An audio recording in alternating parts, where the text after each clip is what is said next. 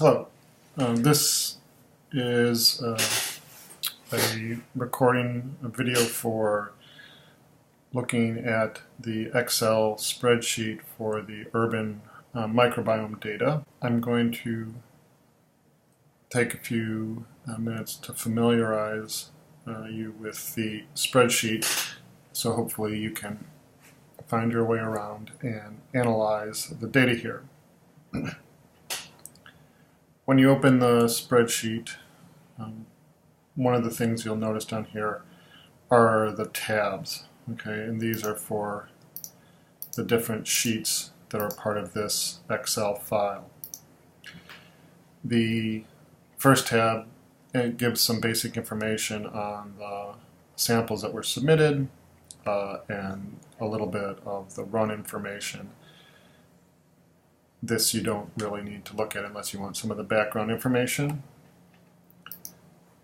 Mapping file, this is again part of how we keep track of the sample that's submitted and know which sets of sequences to look at when they come off the Illumina MySeq. But again, for what you want to do, you don't need to look at this too closely. Now here's a description of the data that are in some of the other tabs that you'll be looking at. These are pretty self-explanatory. You can read them over in regards to the taxa summary, the OTU abundance.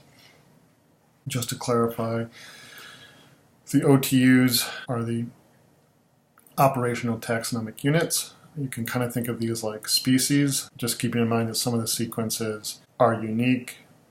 They represent a species, but that species may not be in the database. So just to keep things simple, we call them operational taxonomic units.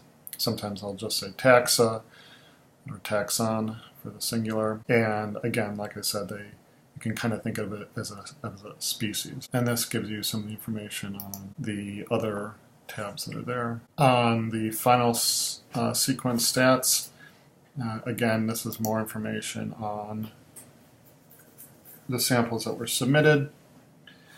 And you can see a little bit of information about, this was the authentic research experience in microbiology, sample number, Brooklyn College soil, the A is the A samples, B are the B samples, C are the C samples, and the 10 to the 3, 10 to the 4, 10 to the 5, and so forth. Sequence counts for the number of sequences that were read in that particular sample, barcode so we know which sequence goes with which sample, and some more information. But again, a little bit, most of this is kind of technical related to the run, which you don't need to focus on too much. The first tab that you'll really be interested in is the taxa summary sheet. And again, so just to be clear on the terminology, the whole thing is the Excel file.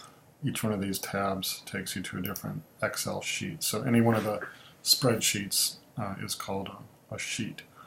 So in this particular file, there's 1, 2, 3, 4, 5, 6, 7, 8, 9 different sheets, and you kind of move from sheet to sheet by clicking on a tab. Now, if we look at the breakdown of the data here, the operational taxonomic unit ID is shown in the first, actually the second column.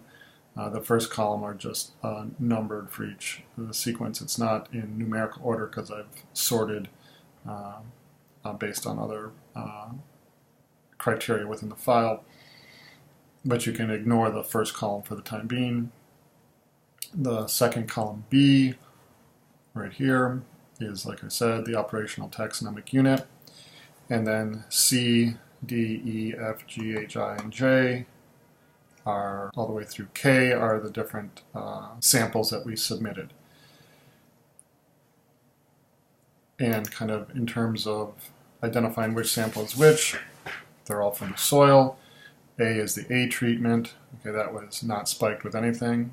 You just added water, but that was straight from the soil. Straight from the soil that was collected around the lily pond.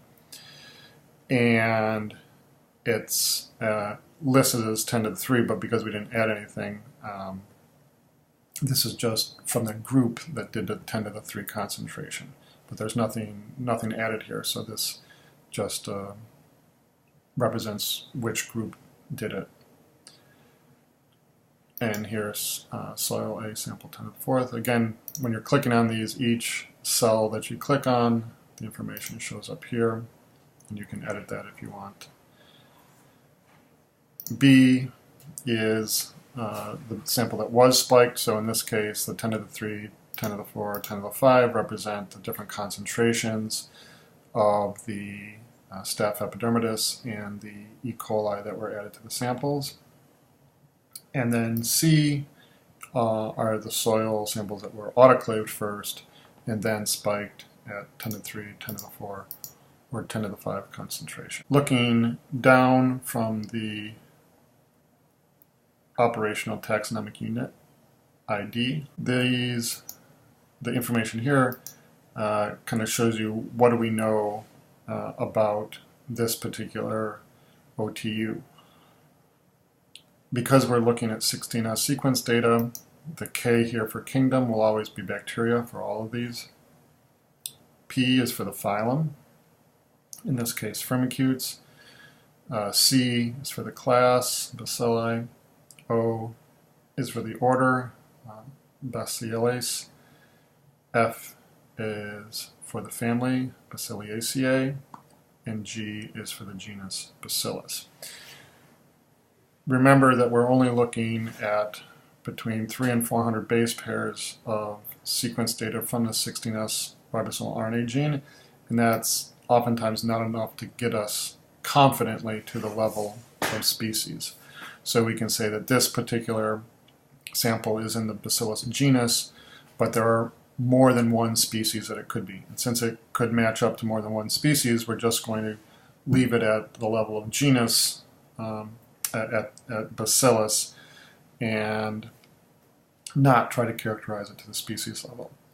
If you take the actual sequence and manually blast it, then you can get more information that may take you down to the species level. But what you'll see, and I'll show you this later, there are oftentimes going to be more than one species. So you can kind of say, well, it's very likely to be Bacillus species A, but there's also a good chance it could be species B.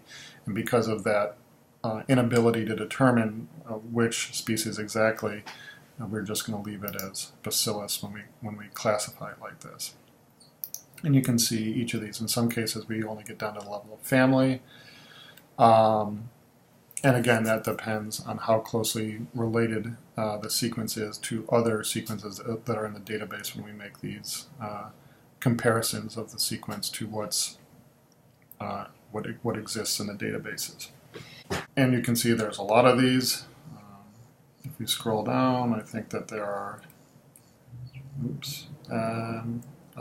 823 different OTUs that were identified. And of course, the numbers here under each of the sample gives you the percentage representation of that particular sample, of that particular OTU in the sample. So if you multiply this number by 100, that will give you the percentage. So that would be 0.34 if you rounded it to the 100th place.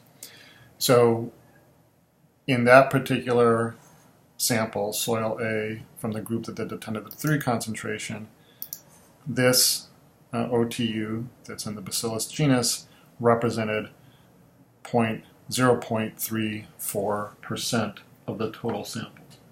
Okay, and if you look at other ones, you can see that sometimes that goes up a little bit. In this case, this one would have represented almost 1.4%, and in some cases the numbers are significantly less. Like if you look at this one, this would have represented only 0.014%. So there's a large range in how much of the sample each of these OTUs make up.